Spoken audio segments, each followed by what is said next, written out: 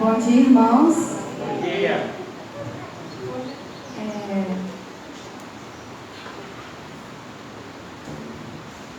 Vou orar para começar o nosso culto, que você esteja em atitude de oração, entregando a sua vida, dizendo ao Senhor que você veio aqui adorá-lo, que você veio engrandecer o nome dele, que o quanto ele é importante em sua vida, o quanto você o ama. Derrame seus pedidos, a sua adoração, a sua gratidão nesse momento ao Senhor. Pai, nós te agradecemos, a Deus, pela vida. Nós te agradecemos, a Deus, pela oportunidade de estarmos em tua casa para adorar o teu nome, Pai. Receba, Senhor, o nosso louvor, a nossa gratidão, as nossas ofertas, as dedicações, a Deus, das nossas vidas, Pai. Que o Senhor, a Deus, nos guarde, a Deus, que o Senhor continue, a Deus, nos capacitando, a Deus. Eu te agradeço, a Deus, por tudo que o Senhor faz, a Deus, para a tua igreja, Pai. Louvado seja o teu nome, Pai. Amém. Em Salmos 29, 2, diz bem assim: atribuam ao Senhor a glória que o seu nome merece. Adorem ao Senhor no esplendor do teu santuário. Deus habita na adoração. Amém, igreja? Você pode se colocar de pé para adorar o nome do Senhor?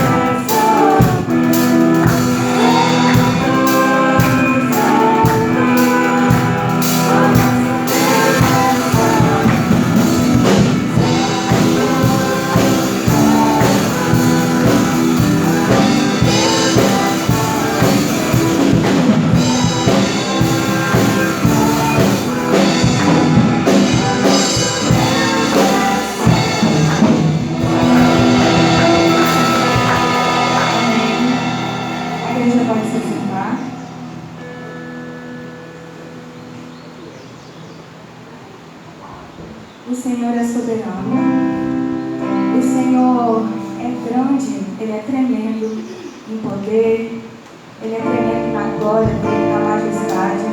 Ele pensa nos mínimos detalhes, nos pequenos e nos grandes detalhes. Eu sempre vejo como falar isso, o quanto Ele se importa com a gente, o quanto Ele é grande, o quanto Ele pensou em cada detalhe da nossa vida, do nosso corpo, dos bens, tudo que existe. Ele pensou em cada detalhe para a sua criação. Isso mostra a grandeza do Senhor. Quanto Ele é grande, quanto Ele é maravilhoso. O quanto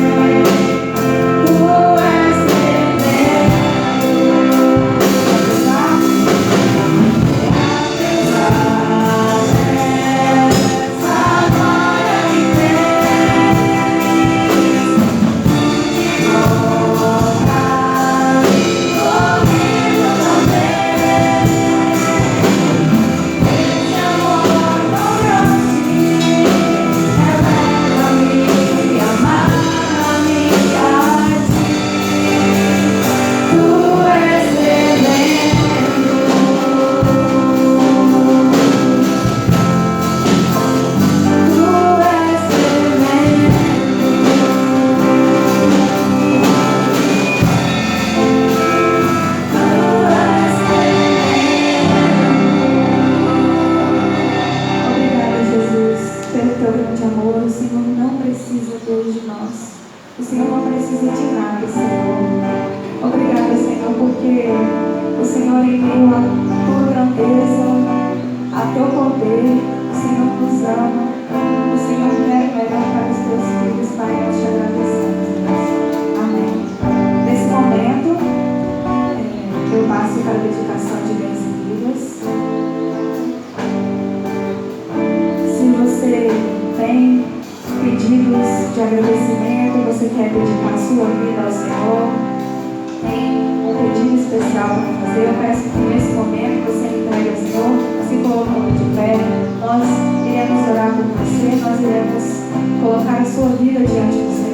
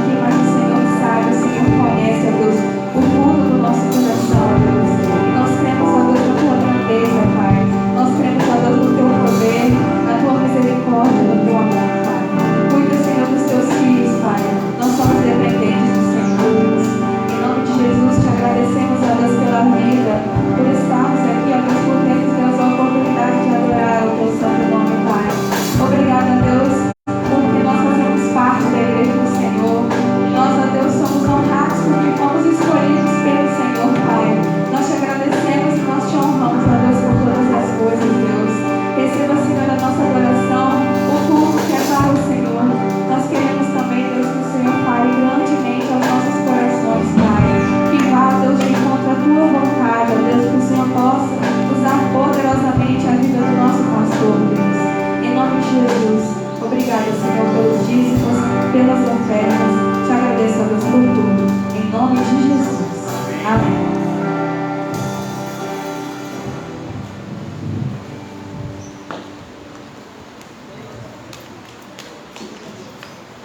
dia, igreja. Bom dia você que está nos assistindo, participando conosco pela transmissão desse culto. É muito bom ter você conosco nessa manhã. Eu quero desde já convidar você a abrir a sua Bíblia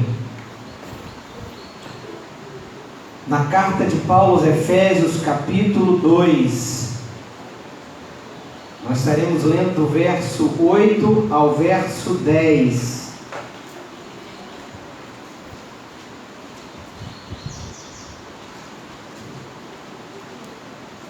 Efésios, capítulo 2, do verso 8 ao verso 10. Desde já, nós queremos agradecer a presença daqueles que nos visitam nessa manhã. Sejam bem-vindos em nome de Jesus. Para nós é uma alegria muito grande ter cada um de vocês conosco aqui. Que a poderosa mão de Deus, que a poderosa palavra de Deus abençoe a sua vida. Efésios capítulo 2, do verso 8 ao verso 10, diz assim: porque pela graça sois salvos, mediante a fé. E isto não vem de vós, é dom de Deus, não de obras, para que ninguém se glorie, pois somos feitura dele, criados em Cristo Jesus para as boas obras, as quais Deus de antemão preparou para que andássemos nelas. Amém? Amém. Irmãos, esta semana a igreja fez um grande esforço, uma grande mobilização para que de alguma forma minimizasse as perdas, as dificuldades que muitas famílias da nossa comunidade estão passando. E eu fiquei realmente assim, surpreendido pela ação da igreja. A nossa igreja, juntamente com o movimento comunitário, nós levantamos mais de 90 cestas básicas em uma semana. Ontem nós entregamos quase 70, só ontem, E eu fiquei assim muito mesmo agradecido e tocado, porque em tão pouco tempo nós conseguimos fazer algo que excede em muito a nossa capacidade. Às vezes nós temos de passar ou experimentar situações difíceis como a gente está passando, Todos nós estamos sentindo em alguma intensidade as consequências da pandemia, mas não deveria ser assim.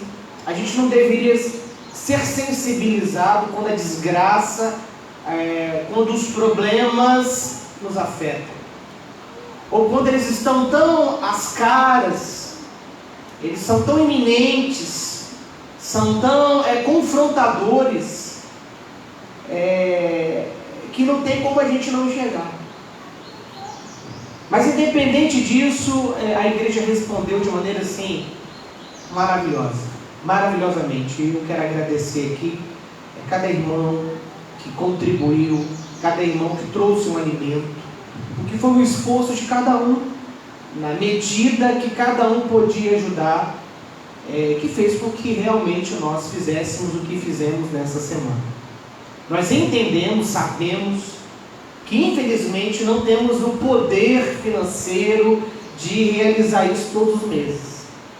A minha vontade era que tivéssemos essa condição. Mas a nossa igreja pode fazer mais do que tem feito, O Ministério de Ação Social da igreja, nesse 1 ano de pandemia, não parou.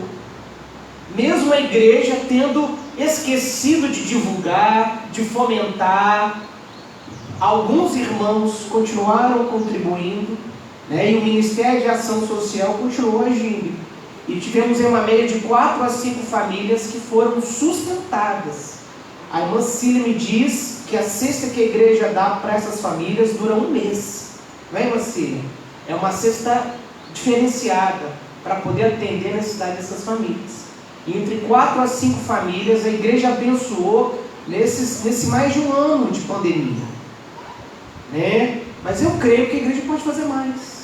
Nós provamos para nós mesmos que podemos fazer mais, E o chamado do Evangelho para a igreja é um chamado também para a prática das boas obras. E o texto que nós lemos fundamenta, explica que a razão da existência da igreja não é a prática das boas obras. A consequência de ser igreja, a consequência de ser um cristão verdadeiro, é a prática das boas obras.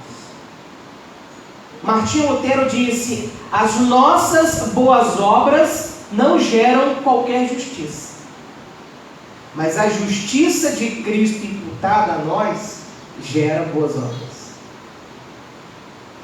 Então, quando a gente entende que por termos sido salvos pela graça, única e exclusivamente salvos pela graça, como diz a palavra de Deus aqui, porque é pela graça que vocês são salvos, mediante a fé. E isso não vem de vós, é um dom de Deus, não vem das obras para que ninguém se glorie. Então, a prática de boas obras não justifica ninguém diante de Deus. A Bíblia, o Evangelho, o Novo Testamento ensina categoricamente que a justificação vem pela fé em Cristo. E essa justificação pela fé em Cristo só é possível pela graça de Deus. Nós éramos pobres espiritualmente. Nós estávamos mortos espiritualmente. Se a gente lê o início do capítulo 2, a Bíblia vai dizer que nós estávamos mortos. Ele vos deu vida, estando vós mortos nos vossos delitos e vossos pecados. Nós éramos mais do que pobres espirituais. Nós éramos mortos espirituais. A nossa carência não era de alimento. A nossa carência era de vida. E Deus nos deu a vida em Cristo mediante a graça. E esse presente de Deus que é a salvação em Cristo, termos sido alvos da graça de Deus, porque éramos miseráveis, pobres, necessitados, carentes, e somos então alcançados pela graça, pela misericórdia, pelo amor de Deus. Isso transforma o nosso coração, isso muda quem somos de dentro para fora. E essa mudança interna que vai provocar todas as mudanças externas na nossa caminhada com Cristo. Por isso que a salvação não vem das obras, para que ninguém se glorie, para ninguém que diga: eu sou o meu próprio Salvador, eu sozinho faço a diferença no reino de Deus. Para que ninguém diga isso, para que ninguém acredite nisso, todos nós somos colocados debaixo de um mesmo padrão: necessitados. Uns podem avançar mais que os outros na fé, uns podem ter um processo de maturidade espiritual mais acelerado, uns podem ser mais dedicados, mas nada disso nos tira do padrão de carência que temos de Deus. Aqueles que mais trabalham para Deus, aqueles que mais fazem para Deus, aqueles que se chegam mais próximos de Deus, tem que ser aqueles que mais acreditam na sua miséria. Quando nós nos aproximamos de Deus e achamos que o que fazemos, o que nos tornamos, nos faz ser melhores e maiores do que os outros dentro e fora da igreja, já é um sinal de que a graça não nos alcançou. A graça tem que nos convencer de que, por mais gratos que possamos nos tornar a Deus, mais fiéis, mais dedicados e mais íntimos a Ele, mais necessitados somos.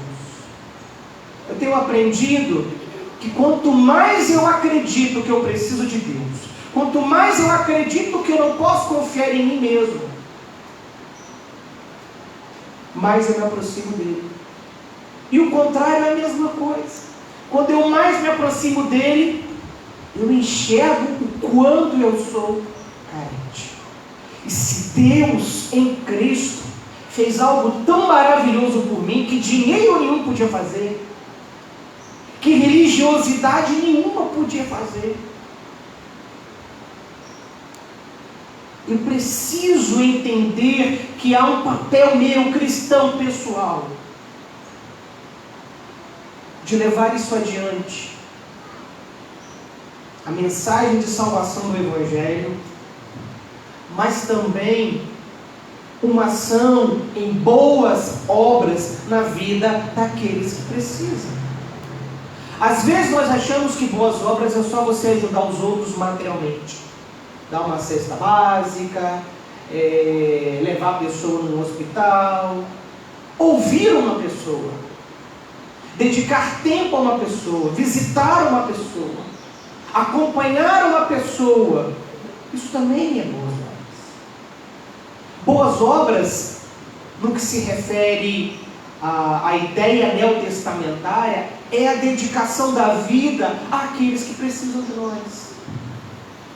Quantas pessoas não têm necessidade material alguma na vida? Elas são abastadas, elas ajudam outros, mas elas são carentes emocionais.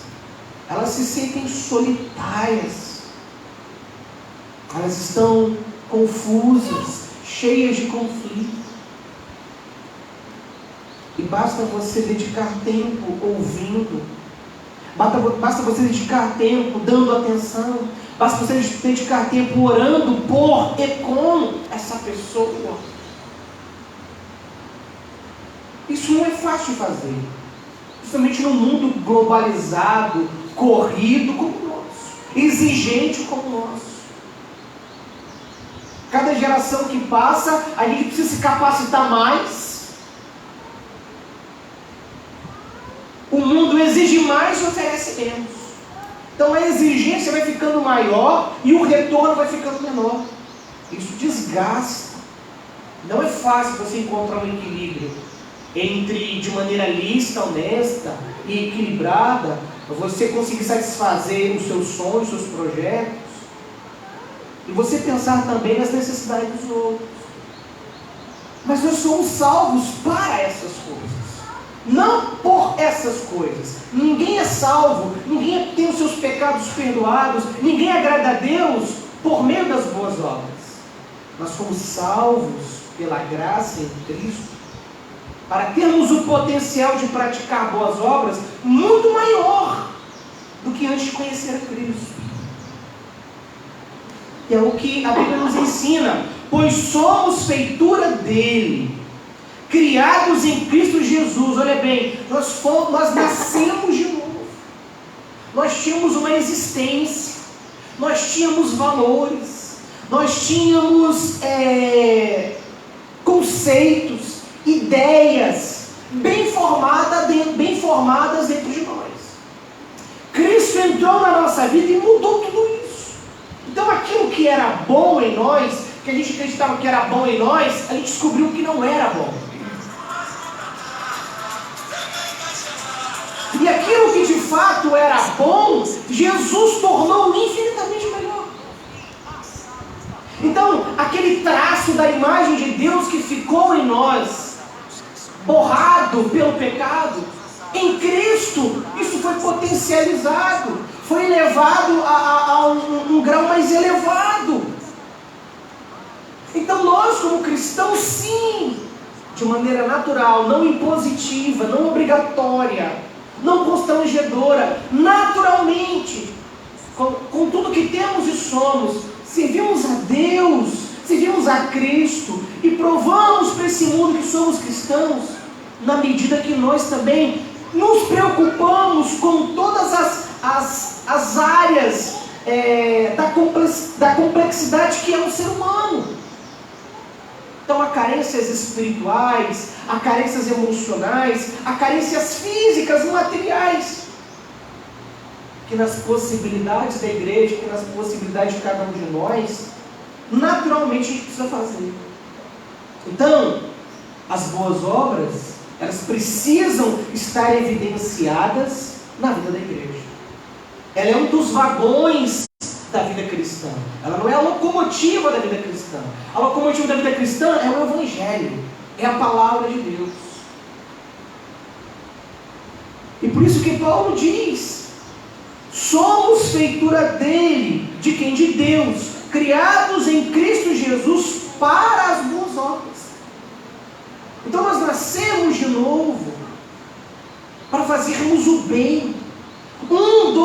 Um dos gomos do fruto do Espírito é a benignidade. Outro é a bondade. E há uma distinção interessante que equilibra teoria e prática. Um significa a capacidade de sentir pelo outro. O outro significa a mobilização imediata em fazer o bem pelo outro. Porque não adianta você olhar para as necessidades das pessoas e falar, eu preciso fazer alguma coisa, e não fazer nada. Então até nisso, Deus nos capacitou, não apenas para a gente sentir, não apenas para a gente enxergar, não apenas para haver empatia, mas para haver uma ação continuada de fazer o bem. Benignidade e bondade são gomos do mesmo fruto, do fruto do Espírito. É o caráter de Cristo imputado ao cristão. Gálatas 6 é um texto que a gente tem que ler todo dia, porque faz a distinção das obras da carne e do fruto do Espírito de maneira muito clara, objetiva, prática. Está escrito ali o que agrada a Deus e o que não agrada a Deus, o que a gente tem que abandonar e o que a gente tem que assumir.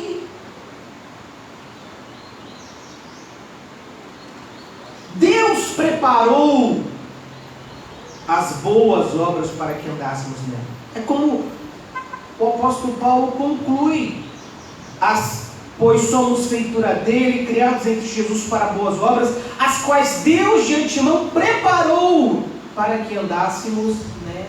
Ou seja, Deus, na sua soberania, no seu governo soberano, Ele permite situações difíceis do mundo, para que a igreja seja uma resposta em nome dele para essas demandas. Obviamente que a igreja não tem, humanamente falando, a capacidade de suprir todas as demandas do mundo. Mas quando a igreja é uma resposta prática, objetiva, presente a essas demandas, a igreja multiplica o seu potencial, porque cada pessoa que entra em contato com a igreja, pelo evangelho, pela prática de boas obras, vislumbra o quê? Um novo estilo de vida, a possibilidade de ser diferente e de ser também um instrumento de Deus. Então Deus preparou. Então as oportunidades de servir a Deus são inúmeras. Nós não podemos cruzar os nossos braços.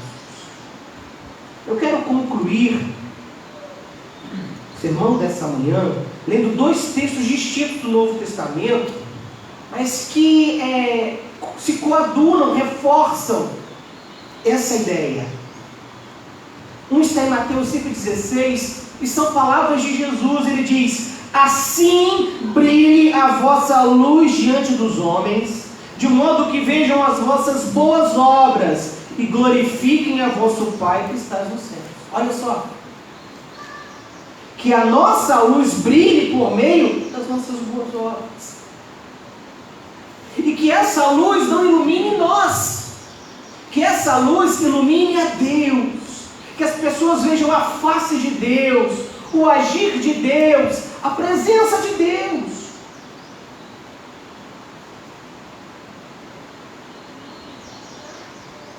A prática de boas obras não é para a gente aparecer, não é isca evangélica para a igreja. A gente pode até usar a prática de boas obras como um incentivo para que outros vejam o que está sendo feito com os recursos que chegam. Isso é lícito, mas não uma propaganda, mas não um evidenciamento da instituição ou da pessoa que está fazendo isso. Se alguém tem que aparecer, e tem que aparecer, essa pessoa é Deus. A gente tem que praticar o bem sem aparecer, mostrando a Deus. Assim brilhe a vossa luz diante dos homens, de modo que vejam as vossas boas obras e glorifiquem a vosso Pai que está no céu. O apóstolo Pedro, escrevendo àqueles cristãos que foram dispersos pelo mundo por causa do Império Romano, as pessoas foram espalhadas, as pessoas perderam tudo que tinham. As pessoas deixaram suas casas, deixaram suas histórias, seus bens, elas tiveram que fugir correndo da noite para o dia. Porque o Império Romano entrou pelas ruas com o seu exército atrás dos chamados cristãos. E pegavam esses cristãos, jogavam na arena, no Coliseu Romano, e soltavam a sorte das feras, dos leões, dos tigres. E os cristãos eram despedaçados como espetáculos para a plateia romana. Eles eram queimados vivos. Eles eram afogados vivos em lagos gelados. Ser cristão nesse tempo era mundialmente ilegal. Era um risco ser cristão.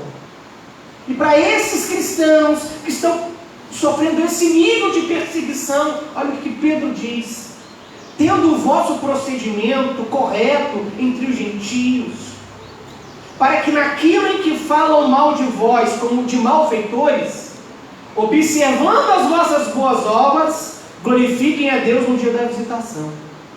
Por que Pedro diz isso aqui? Naquilo que falam mal de vós como de malfeitores. Porque ser cristão nesse tempo era um crime hediondo.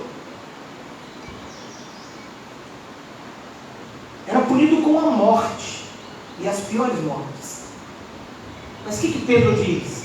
Pelo procedimento de vocês, pelas vossas boas obras, o mundo veja, as pessoas vejam, que o que a lei diz a respeito de você é mentira. Que o que o imperador romano diz a respeito de você como cristão é mentira.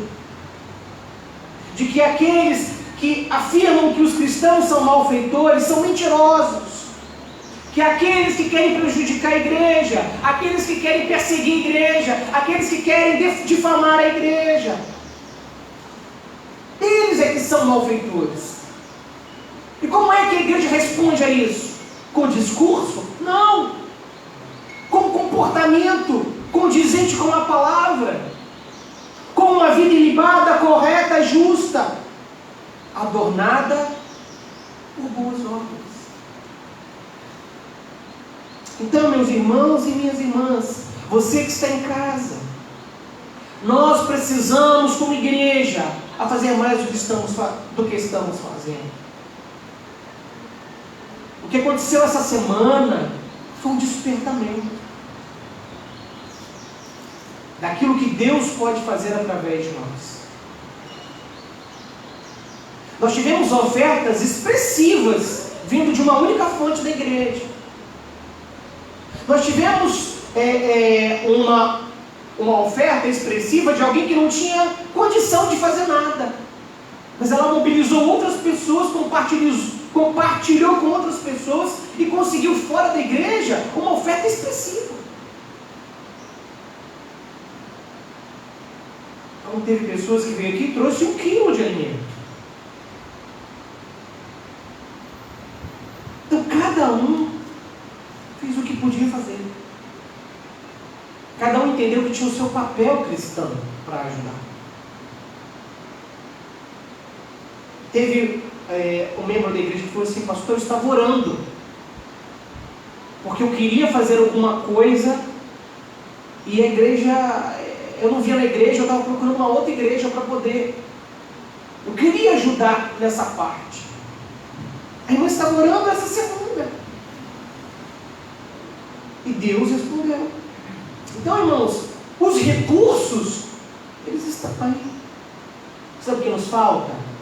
Nos falta um coração cheio da graça de Deus. Nos falta uma fé que nasceu e que se alimenta e que se mantém pela graça de Deus. Às vezes a gente acha que o que a gente pode fazer é tão pouquinho que nem merece ser feito. A gente tem que fazer. A gente tem que compartilhar uns com os outros. A gente tinha que fazer alguma coisa nesse sentido. E Deus vai começando a tocar, e Deus vai começando a mostrar que esse mesmo sentimento está no coração de outras pessoas. De formas que eu tenho plena convicção de que a gente não vai conseguir fazer o que fez a semana todo mês. Mas eu sei que a gente pode fazer mais do que a gente fez nos outros meses.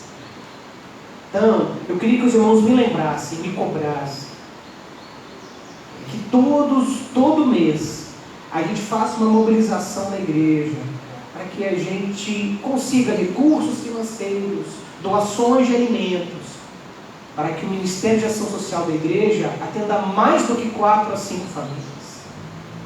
E eu tenho certeza que se cada um de nós dividir um pouquinho do que tem na nossa despensa, nós vamos ver que a gente pode fazer muito, muito mais. Deus abençoe a sua vida, que Deus nos ajude e que de fato nós possamos entender que se somos filhos e filhas de Deus, lavados e remidos no sangue de Jesus, regenerados pela fé em Cristo, nós temos mais o que fazer. Oremos ao Senhor. Pai, eu te agradeço por tudo que nós vivenciamos como igreja esta semana. Eu te agradeço pela tua palavra que nessa manhã lança luz, desafia-nos a vivermos mais próximos da vida de Cristo, da prática do Evangelho. Que, ó Deus, em nome de Jesus, cada membro da nossa igreja que pode estar nos cultos presenciais e aqueles que também não podem, estão sempre participando virtualmente, online, que independente desse distanciamento, os recursos financeiros, materiais, as doações, a prática de boas obras, a presença humana da igreja na vida uns dos outros, na vida da nossa comunidade,